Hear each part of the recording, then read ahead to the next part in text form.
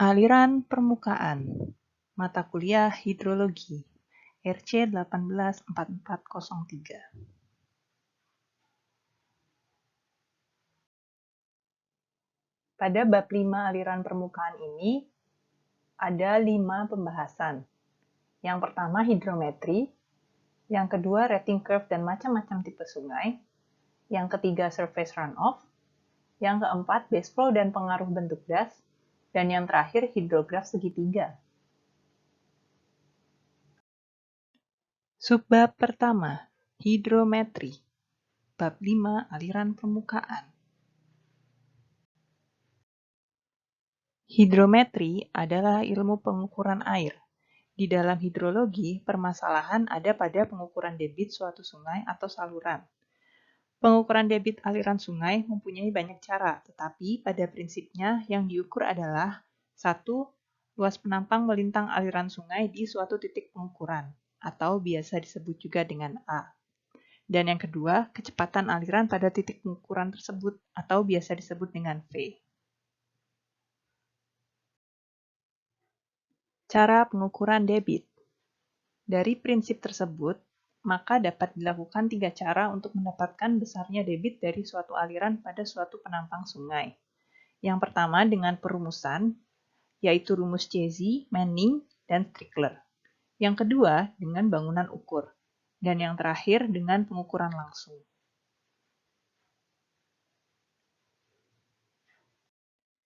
Cara pertama adalah mengukur debit dengan perumusan. Rumus yang digunakan di sini adalah Q sama dengan V kali A, di mana V adalah kecepatan dan A adalah luas penampang melintang aliran. Untuk menghitung V ada 3 cara, yaitu menggunakan rumus Cesi, rumus Manning, dan rumus Strickler. Yang berbeda dari ketiga cara ini adalah koefisien yang digunakan. Untuk rumus Cesi menggunakan koefisien Cesi atau C, sedangkan rumus Manning menggunakan koefisien Manning atau N, dan rumus Strickler menggunakan koefisien Strickler atau K. Hubungan antara koefisien-koefisien ini, untuk koefisien Cesi, C adalah sama dengan R pangkat 1/6 dibagi N, di mana N ini adalah koefisien Manning. Sedangkan untuk koefisien Manning dan Strickler, hubungannya adalah 1/N sama dengan K. Yang kedua, mengukur debit dengan bangunan ukur. Ada 3 jenis bangunan ukur berbeda yang bisa digunakan untuk mengukur debit. Yang pertama, ambang lebar, yang kedua, ambang tajam, dan yang ketiga adalah flumes. Ambang lebar atau broad crested weir terlihat pada gambar merupakan downstream view dari sebuah ambang lebar. Pada gambar dapat dilihat detail dari sebuah ambang lebar.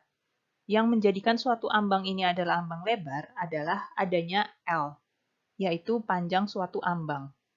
Yang membedakan nantinya dengan ambang tipis adalah ambang tipis tidak memiliki L, sehingga disebut sebagai ambang tipis. Salah satu jenis dari ambang lebar adalah ambang gerak Romin, yang terlihat pada gambar.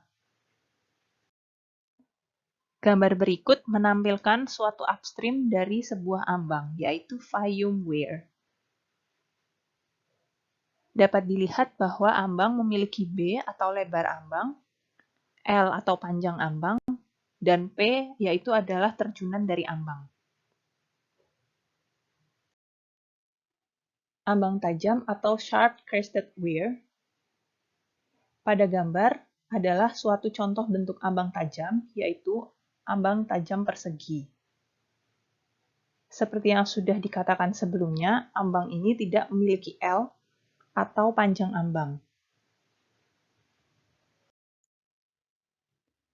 Ambang tajam, selain disebut sebagai sharp crested weir, juga disebut sebagai thin plate weir karena ketipisan dari ambangnya.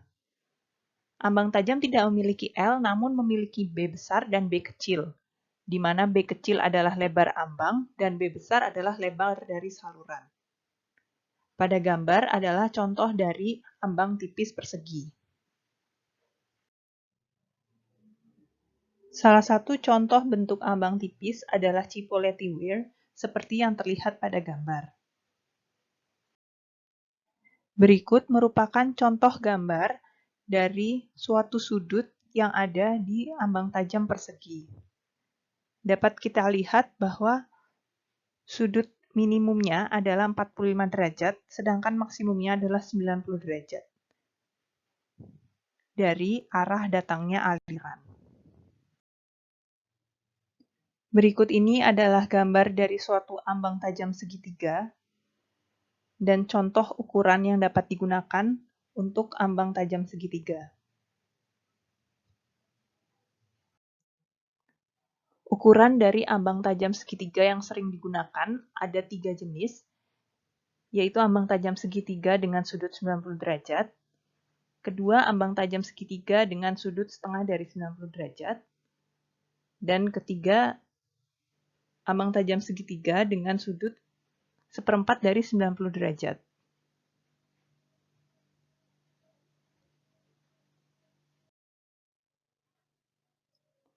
Selain ambang tajam persegi dan ambang tajam segitiga, ada juga yang dinamakan dengan Chipoletti Weir. Chipoletti Weir ini memiliki lebar ambang atau B dan juga tinggi air di atas ambang, H1.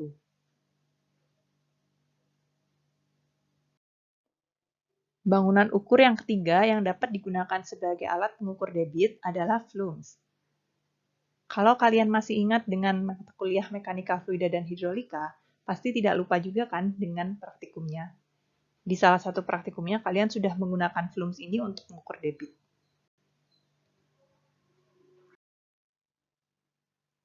Gambar ini merupakan gambar potongan dari flumes. Seperti yang bisa kalian lihat, permukaan air mengalami penurunan atau perubahan ketinggian muka air. Hal itu dikarenakan dasar permukaan flumes yang tidak rata, dan juga perubahan lebar dari flumes itu sendiri. Selain dengan menggunakan perumusan dan bangunan ukur, mengukur debit dapat juga dilakukan dengan pengukuran langsung. Sebenarnya yang dimaksud langsung di sini adalah bukan pengukuran debitnya, tetapi kecepatan alirannya dan potongan melintang dari penampang sungai atau saluran pada titik pengukuran. Pada titik pengukuran, diadakan pengamatan tinggi muka air sungai yang selalu dapat berubah-ubah. Tempat titik pengukuran itu disebut stasiun hidrometri.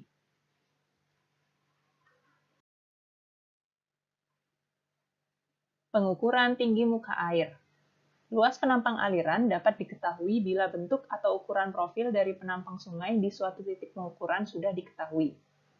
Dan tinggi muka air di sungai juga diketahui. Untuk mengetahui pengukuran tinggi muka air sungai, dapat dilakukan dengan cara yang pertama manual dengan menggunakan duga muka air atau pail shawl, yang kedua dengan cara otomatis atau menggunakan AWLR. Yang pertama, cara manual. Pengukuran muka air dengan tongkat duga muka air atau pail shawl ini dilakukan dalam interval waktu tertentu, misalnya interval 3 jam, 6 jam, atau 12 jam. Makin pendek intervalnya, makin baik datanya, tapi makin mahal prosesnya. Peletakan tongkat duga muka air atau pail shawl ini ada 3 jenis. Yang pertama secara tegak, yang kedua secara bertingkat, dan yang ketiga secara miring.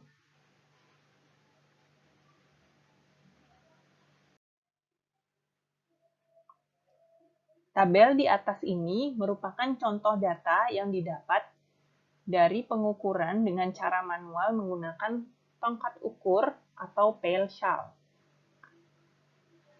Pengukuran dilakukan dengan interval 3 jam, dari jam 6 sampai dengan jam 18. Dan yang dicatat adalah tinggi muka airnya dengan satuan cm atau meter. Selain cara manual, ada juga cara otomatis. Pengukuran dengan cara otomatis ini memakai alat Automatic Water Level Recorder atau AWLR, yang dipasang pada stasiun hidrometri. Cara kerjanya dapat secara otomatis mencatat setiap perubahan tinggi muka air sepanjang waktu pada kertas grafik pencatat.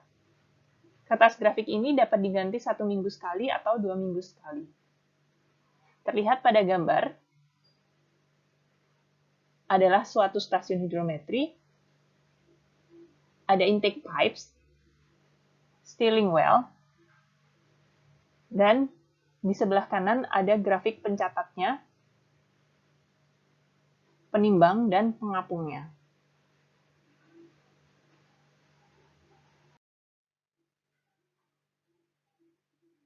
Tentu saja, pengukuran dengan AWLR lebih teliti dibandingkan dengan pengukuran dengan tongkat duga atau Peil Shell. Grafik berikut ini dapat memberikan gambaran hasil pengukurannya.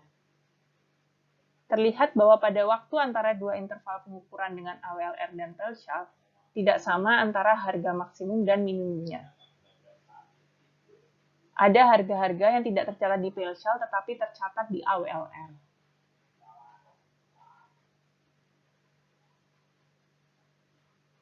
Selain pengukuran tinggi, dilakukan juga pengukuran kecepatan aliran. Pengukuran kecepatan aliran di sungai dapat dilakukan dengan cara 1 pelampung, 2 current meter, dan 3 pelarutan atau dilution.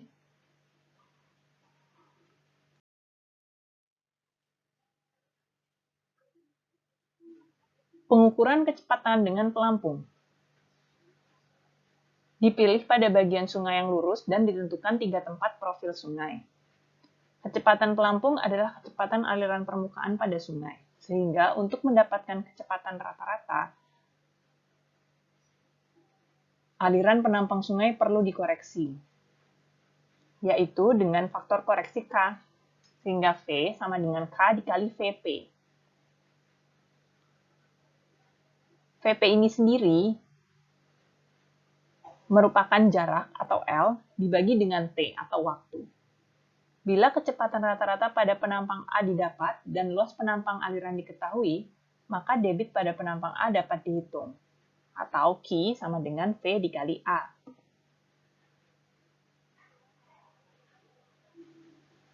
Yang kedua, perhitungan kecepatan dengan current meter. Jika kalian masih ingat dengan praktikum mekanika fluida dan hidrolika, kalian juga pasti ingat dengan yang namanya current meter. Di sana kalian mengukur kecepatan untuk mendapatkan debitnya. Pengukuran kecepatan aliran dapat dilakukan dengan current meter yang mempunyai 2 jenis atau tipe.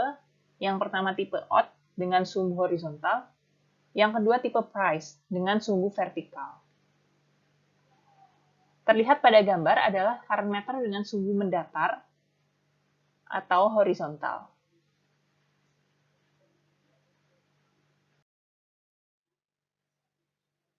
Pengukuran dengan current meter dengan terlebih dahulu membagi profil penampang sungai menjadi beberapa bagian yang mempunyai lebar permukaan yang sama. Pada masing-masing bagian dapat dilakukan beberapa kali pengukuran dengan bermacam-macam kedalaman.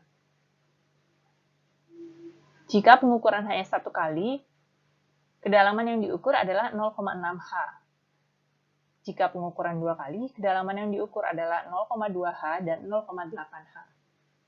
Jika pengukuran 3 kali, yaitu yang kita lakukan saat melakukan praktikum mekanika fluida dan hidrolika, ada 3 tempat kedalaman, yaitu 0,2 H, 0,6 H, dan 0,8 H.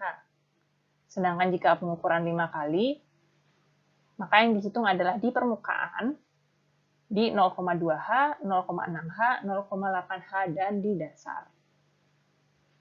Di mana H ini adalah kedalaman air pada masing-masing bagian. Kecepatan aliran didapat dengan perumusan yang terdapat pada alat current meter. Perumusannya secara umum adalah V sama dengan A kali N ditambah B, di mana N ini adalah jumlah putaran dalam interval T dibagi lama 1 kali pengukuran atau T. Sedangkan A dan B adalah konstanta alatnya.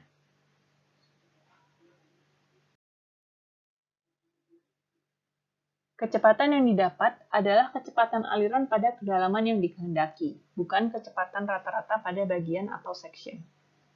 Untuk mendapatkan kecepatan rata-rata pada bagian atau section, maka dapat dipakai perumusan sebagai berikut.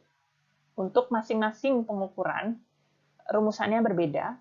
Jadi untuk 1 kali pengukuran, 2 kali pengukuran, 3 kali pengukuran, atau 5 kali pengukuran menggunakan rumus kecepatan rata-rata yang berbeda. Nah, bila masing-masing bagian atau section sudah didapat kecepatannya dan tinggi muka air juga diketahui, sehingga luas penampang aliran didapat, maka besarnya debit dapat dihitung untuk masing-masing bagian section yang kemudian untuk seluruh penampang aliran.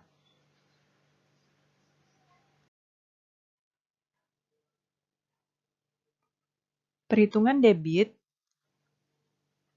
dengan menggunakan current meter dapat dilakukan dengan 2 cara, yaitu yang pertama cara mid section dan yang kedua cara min section.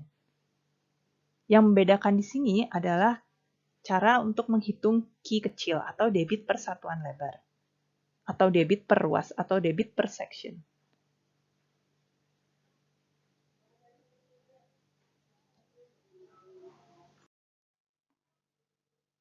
Sekian untuk pembahasan hidrometri. Pembahasan selanjutnya akan membahas tentang rating curve yang akan ada di video selanjutnya.